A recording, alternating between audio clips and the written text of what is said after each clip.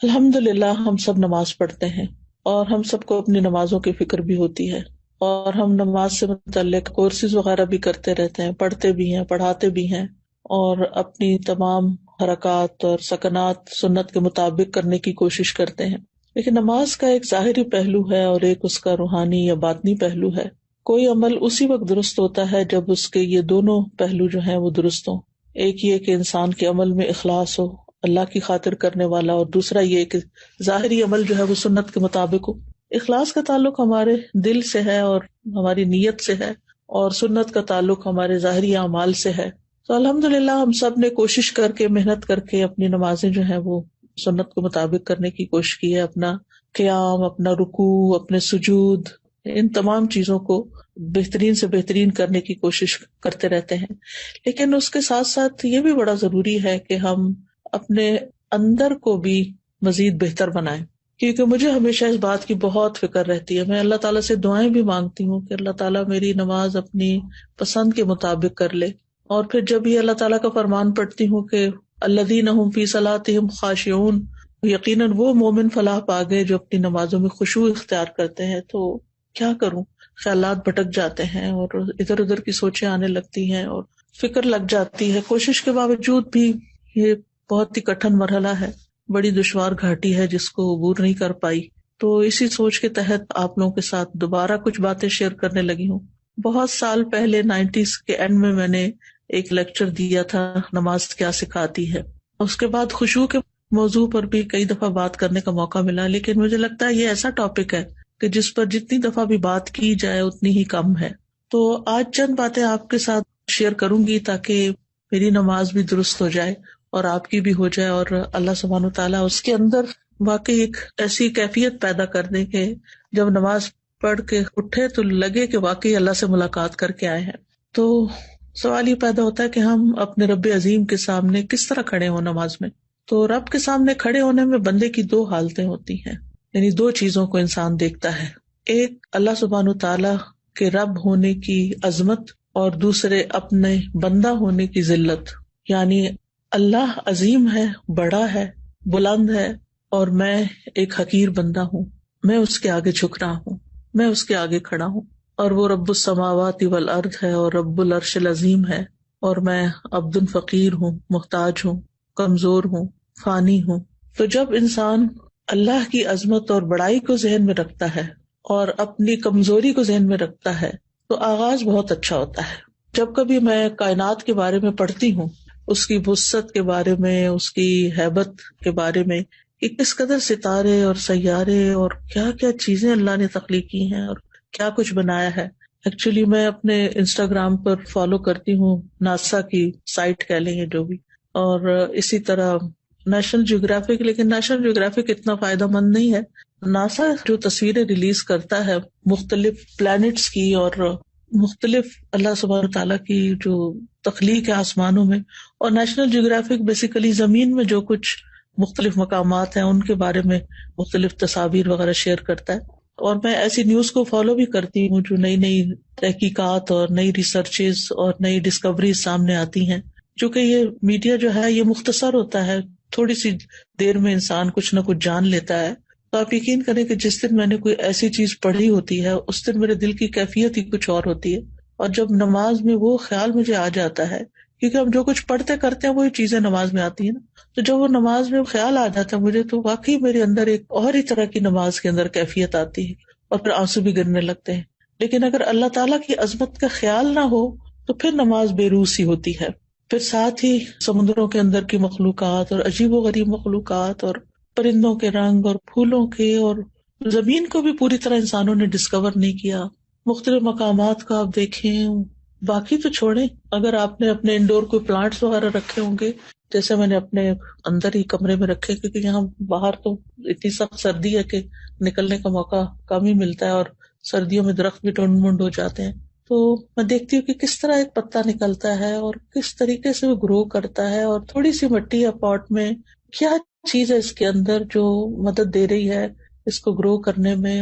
تو اللہ سبحانہ تعالیٰ کی قدرت یاد آتی ہے نا. یعنی کائنات ایسی چیز ہے جس میں غور و فکر کرنے سے اور اللہ تعالیٰ کی مخلوقات میں غور و فکر کرنے سے اللہ سبحانہ تعالیٰ کی عظمت کا احساس دل میں بہت بڑھتا ہے. یہ کونی آیات ہے نا جن کے اندر ہمیں غور کرنا چاہیے اور اس بات پر ایمان رکھنا چاہیے کہ یہ اللہ سبحانہ تعالیٰ ہی کی تخلیق ہے. اور پھر اس سے آگے یہ کہ یہ سوچنا چاہیے کہ یہ سب کچھ اللہ کی تسبیح بھی کر رہا ہے. وَإِن مِّن شَيْءٍ إِلَّا يُسَبِّحُ بِحَمْدِهِ وَلَٰكِن لَّا تَفْقَهُونَ تَسْبِيحَهُمْ. یہ ساری مخلوقات اپنے رب کو پہچانتی ہیں، اس کی وحدانیت کی گواہی دیتی ہیں، اس کی حمد کے ساتھ اس کی تسبیح بیان کرتی ہیں.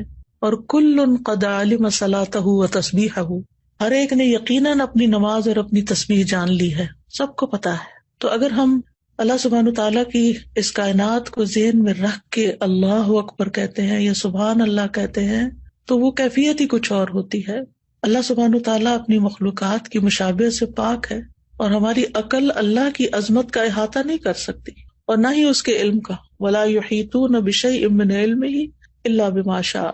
اور احسان کے درجے میں نماز پڑھنا ایسا ہے نا کہ جیسے آپ اللہ تعالیٰ کو دیکھ رہے ہوں. ہم دیکھ تو نہیں سکتے لیکن ایک احساس ہی ہے نا یہ، ورنہ وہ تو ہمیں دیکھ ہی رہا ہے. اور پھر اس بات کو بھی ہمیں سوچنا چاہیے کہ اللہ سبحانہ تعالیٰ اس بات سے بڑا ہے کہ مخلوقات اس کا حق ادا کرے. ہم اس کا حق ادا نہیں کر سکتے، ہماری عقل ہمارا خیال اس کا ادراک نہیں کر سکتی. لا تدرکہ الابصار وہو یدرک الابصار. آنکھیں نگاہیں اس کو نہیں پا سکتی، ہمارے دل کی نگاہیں بھی نہیں پا سکتی، اور وہ ہمیں دیکھ سکتا ہے ہر حال میں کہ ہم کیسے کھڑے ہیں. تو بہرحال ہم ہیں تو اس بات سے قاصر کہ ہم اللہ کی بڑائی کا صحیح معنوں میں حق ادا کریں اور احساس کریں. لیکن یہ ہے کہ بہرحال کوشش ہی ہے، اور اللہ سبحانہ تعالیٰ ہر شرک سے پاک ہے، ہر شریک سے پاک ہے اور سب سے بڑا ہے. تو جب نماز شروع کریں اور اللہ اکبر کہیں تو بس ساری مخلوق نیچے اور اللہ سب سے بڑا، سب چھوٹے اور اللہ ہی بڑا. پھر اس کے بعد سبحانک اللہم و بحمدک و تبارک اسمک و تعالی جدک و لا الہ غیرک. پاک ہے تو اے اللہ اپنی حمد کے ساتھ، تیرا نام بڑی برکت والا ہے، تیری شان بہت بلند ہے، تیرے سوا کوئی معبود نہیں ہے. پھر جب سورۃ الفاتحہ پڑھیں تو پھر اللہ سبحانہ تعالیٰ کی صفات پر غور کریں. بسم اللہ الرحمن الرحیم سے لے کر وللضالین آمین تک. جب ہم کہیں کہ الحمد للہ رب العالمین تو پھر عالمین کا ذہن میں خیال جائے کہ ان سارے جہانوں اور ساری مخلوقات کو پیدا کرنے والا اللہ ہے، پالنے والا اللہ ہے، ان کی تدبیر کرنے والا اللہ ہے. پھر الرحمن الرحیم پڑھیں تو اللہ تعالیٰ کے فضل اور رحمت کو سوچیں. مالک یوم الدین کہیں تو قیامت کے دن کو یاد کریں، اور پھر وہاں جو اللہ سبحانہ تعالیٰ کا جلال ہوگا اور عظمت ہوگی اس کو محسوس کریں. پھر صراط الذین انعمت علیہم غیر المغضوب علیہم ولا الضالین، یہ جب پڑھیں تو انعام یافتہ لوگوں اور جو مغضوب علیہم ہیں، فاسق ہیں، گمراہ ہیں، ان لوگوں کے درجات کو دیکھیں کہ منافقین فی الدرک الاسفل من النار ہوں گے، اور انعمت علیہم جو ہیں وہ قیامت کے دن جنتوں میں الفردوس الاعلیٰ میں ہوں گے. ایک کہاں اور دوسرا کہاں، اتنا درجوں میں فرق ہو جائے گا اگر ہم انعام یافتہ لوگوں کے راستے پہ چلیں گے اور نفاق سے بچیں گے، کفر سے بچیں گے، شرک سے بچیں گے. تو یہ مرتبے جاننا بھی بڑا ضروری ہے کہ کس طرح کچھ لوگ جہنم کے نچلے گڑھوں میں ہوں گے اور کچھ اتنے عظیم جگہوں پر ہوں گے. پھر اس کے بعد اللہ اکبر کہہ کے جب ہم رکوع میں جاتے ہیں تو پھر اللہ سبحانہ تعالیٰ کی عظمت کا احساس دل میں لائیں. سبحان ربی العظیم، سبحان ربی العظیم، سبحان ربی العظیم. یہ زمین اور آسمان میں جو کچھ ہے، ان کے سب خزانے اور آسمان اور زمین کے لشکر اور مخلوقات سب اللہ العظیم ہی کی ہیں. پھر اس کے بعد سمع اللہ لمن حمدہ، اللہ تعالیٰ کی تعریف. اور پھر دوبارہ جب سجدے میں جائیں تو اللہ تعالیٰ کی صفت علو جو ہے کہ اللہ تعالیٰ بلند ہے، بہت بلند. سبحان ربی الاعلیٰ کہتے ہوئے اس کی بلندی کو ذہن میں لائیں اور اپنی پستی کو، کہ ہم نے اپنا سر اور اپنا ناک جو ہے زمین پہ رکھ دیا ہے، اور اصل بڑائی تو اللہ ہی کے لیے ہے، اصل بلندی تو اللہ ہی کے لیے ہے. ہم تو کمزور انسان ہیں. جب اس احساس کے ساتھ انسان نماز پڑھتا ہے تو پھر انسان کے اندر سے تکبر بھی نکلتا ہے، اور یہ نکلنا بڑا ضروری ہے. جب تک انسان اپنے آپ کو بڑی چیز سمجھتا رہتا ہے تو پھر انسان کے ریلیشن شپ نہ تو اللہ تعالیٰ کے ساتھ درست ہوتا ہے اور نہ بندوں کے ساتھ درست ہوتا ہے. تو بہت ضروری ہے کہ ہم اللہ کی بڑائی دل میں پیدا کریں. جس دل میں اللہ کی بڑائی پیدا ہو جاتی ہے پھر وہ دنیا کی حقیر چیزوں سے متاثر نہیں ہوتا. دنیا کی کامیابیوں سے بھی اس کے دل میں کوئی بہت بڑی حسرتیں پیدا نہیں ہوتی کہ فلاں تو اتنا آگے چلا گیا دنیا میں اور میں پیچھے رہ گیا، کیونکہ اس کو پتا ہوتا ہے کہ میرے رب نے جو کچھ بنایا ہے آخرت میں ہمارے لیے، ہم سب کے لیے، وہ کہیں بڑا ہے اس دنیا کے حطام سے۔ پھر یہ کہ سجدے میں اللہ کے قرب کو محسوس کریں۔ رسول اللہ صلی اللہ علیہ وسلم نے فرمایا، سجدہ کرتے ہوئے بندہ اپنے رب کے سب سے زیادہ قریب ہوتا ہے، یعنی اتنا نیچے ہوتے ہوئے اور اتنے چھوٹے ہوتے ہوئے پھر اتنا اللہ تعالیٰ قرب عطا کرتا ہے۔ سبحان اللہ، یعنی کتنی محبت اللہ کے دل میں پیدا ہو جاتی ہے۔ اور پھر اس وقت دعائیں کرنی چاہیے۔ نبی صلی اللہ علیہ وسلم نے فرمایا، فَأَكْثِرُ الدُّعَاء، یعنی سجدوں میں کثرت سے دعا کیا کرو۔ پھر اسی طرح دوسری رکعت اور پھر تشہد میں اپنے گھٹنے زمین پہ رکھ کے انسان جب بیٹھتا ہے عاجزی کے ساتھ، تو بہت بڑے بادشاہ کے سامنے ہم بیٹھے ہوتے ہیں۔ آپ دیکھیں کہ پہلے زمانے میں استاد کے سامنے بیٹھنے کا بھی طریقہ ہوتا تھا، جیسے جبریل علیہ السلام نبی صلی اللہ علیہ وسلم کے سامنے گھٹنے رکھ کے بیٹھے زمین پر، یہ ادب کا بیٹھنا ہوتا ہے۔ اور دنیاوی بادشاہوں کی یہ عادت رہی ہے کہ جب انہیں مختلف تحائف دیے جاتے ہیں یا ان کی تعریف کی جاتی ہے تو ان کے سامنے اسی طرح بیٹھا جاتا ہے اور بہت عاجزی کے ساتھ۔ تو اللہ رب العالمین جو ہے وہ تو سب سے زیادہ اس بات کا حقدار ہے کہ ہم اس کے لیے تحائف پیش کریں اور اس سے دعائیں کریں اور اس کی تعریف کریں۔ تو التحیات میں آپ دیکھیں کہ التحیات للہ والصلوات والطیبات، اسی لیے تو پڑھتے ہیں۔ اور پھر اس کے بعد درود شریف پڑھتے ہیں، نبی صلی اللہ علیہ وسلم کے لیے دعا کرتے ہیں، پھر عباد اللہ الصالحین پہ سلام بھیجتے ہیں اور پھر اپنی آخر میں دعائیں مانگتے ہیں۔ وہ دعاؤں کی قبولیت کا وقت ہوتا ہے جب ہم سارے ریچول ادا کر چکے ہوتے ہیں سلام پھیرنے سے پہلے، اور پھر جب انسان سلام پھیرتا ہے تو دوبارہ دنیا میں آ رہا ہوتا ہے ایک طرح سے اللہ سے ملاقات کر کے، اور پھر اس کے اندر ایک حسرت بھی آتی ہے کہ کاش یہ نماز لمبی ہو جاتی، کاش یہ ملاقات لمبی ہو جاتی، کیونکہ انسان اگر اللہ تعالیٰ سے محبت کرتا ہے تو پھر اس کو جلدی نماز پڑھنے کی فکر نہیں ہوتی۔ یہ جو ہم جلد بازی کرتے ہیں نا، جیسے قید میں کسی نے باندھ دیا ہو اور پھر اٹھ جاتے ہیں ایک دم سلام پھیر کے۔ بعض لوگ تو جیسے بچے کر رہے ہوتے ہیں کہ ابھی لیفٹ سائڈ پہ وہ موڑ رہے ہوتے ہیں تو اپنے گھٹنے اٹھا لیتے ہیں اور کھڑے ہونے بھی شروع کر دیتے ہیں۔ تو اس وقت انسان کو پھر اللہ اکبر کہہ کے، استغفر اللہ کہہ کے، کیونکہ پتہ نہیں کیسی نماز پڑھی کیسی نہیں پڑھی، تو جس کا دل زندہ ہوتا ہے، جس کے دل میں اللہ کا ذکر ہوتا ہے، جس کے دل میں اللہ کی محبت ہوتی ہے، جو دل اللہ سے مانوس ہوتا ہے، جو اللہ تعالیٰ سے سرگوشیاں کرتا ہے، اس کی نماز کا لطف ہی کچھ اور ہوتا ہے۔ اور نبی صلی اللہ علیہ وسلم اسی لیے فرمایا کرتے تھے جب دنیا کے کاموں سے تھک جاتے تھے کہ اقیم الصلاۃ یا بلال ارحنا بہا، بلال اقامت کو اذان دو تاکہ ہم راحت پائیں۔ تو نماز دراصل ہمیں راحت پہنچانے کا ذریعہ، اور آپ اس کو محسوس کر سکتے ہیں۔ اگر آپ واقعی اس کا حق ادا کرتے ہوئے نماز پڑھیں تو آپ کو یوں محسوس ہوگا کہ جیسے آپ کی تھکاوٹ اتر گئی۔ فزیکلی بھی انسان اوپر نیچے ہوتا ہے، رکوع اور سجدہ جم کے کرتا ہے اور پھر صحیح معنوں میں دعا بھی کرتا ہے۔ تو آپ اس کا ایکسپیرینس کریں گے اور کیا بھی ہوگا کہ کس طرح آپ ریلیکس ہو کے اٹھتے ہیں اور آپ کی ایک نرشمنٹ ہو چکی ہوتی ہے، اور روحانی طور پر بھی آپ اسٹرانگ ہوتے ہیں، فزیکلی بھی آپ ایکٹیو ہو جاتے ہیں، اور ایک عجب خوشی لے کے آپ اٹھتے ہیں جیسے آپ نے سارے بوجھ اتار دیے۔ اور یہ بھی ایک حقیقت ہے کہ جب انسان رکوع اور سجدہ کرتا ہے تو اس کے گناہ اس کے کمر پہ لا کے رکھ دیے جاتے ہیں، اور پھر وہ اٹھتا ہے تو وہ گر چکے ہوتے ہیں، تو نماز کے بعد وہ گناہوں سے پاک ہو چکا ہوتا ہے۔ تو اللہ سبحانہ وتعالیٰ سے دعا ہے کہ ہمیں اللہ تعالیٰ نمازوں کا حق ادا کرنے کی توفیق دے، اور جو باتیں ہم نے کی ہیں ہمارے عمل میں لے آئے۔ اللہ سبحانہ وتعالیٰ ہمیں اپنے مخلص بندوں میں شامل کرے، ان لوگوں میں جن سے اللہ تعالیٰ محبت کرتا ہے، اور ہماری نمازوں کو واقعی اللہ تعالیٰ ایسی نمازیں بنا دے کہ جو ہمارے حق میں حجت ہوں، ہمارے خلاف حجت نہ ہو۔ اور جب ہم اللہ تعالیٰ سے ملاقات کریں تو جس طرح اس ملاقات میں ہمیں ایک طرح سے خوشی نصیب ہوتی ہے، اللہ تعالیٰ وہاں بھی ہمیں اپنی ملاقات کے وقت خوش کر دے اور ہمیں بخش دے، یعنی ہمارا محاسبہ نہ کرے۔ اگر ہم اس دنیا میں اپنی نمازوں میں اپنا محاسبہ کرتے رہتے ہیں تو انشاءاللہ اللہ سبحانہ وتعالیٰ آخرت کے حساب کو آسان کر دے گا۔ نماز کے فائدے۔ نماز آنکھوں کی ٹھنڈک ہے۔ رسول اللہ صلی اللہ علیہ وسلم نے فرمایا، اور میری آنکھوں کی ٹھنڈک نماز میں رکھی گئی ہے۔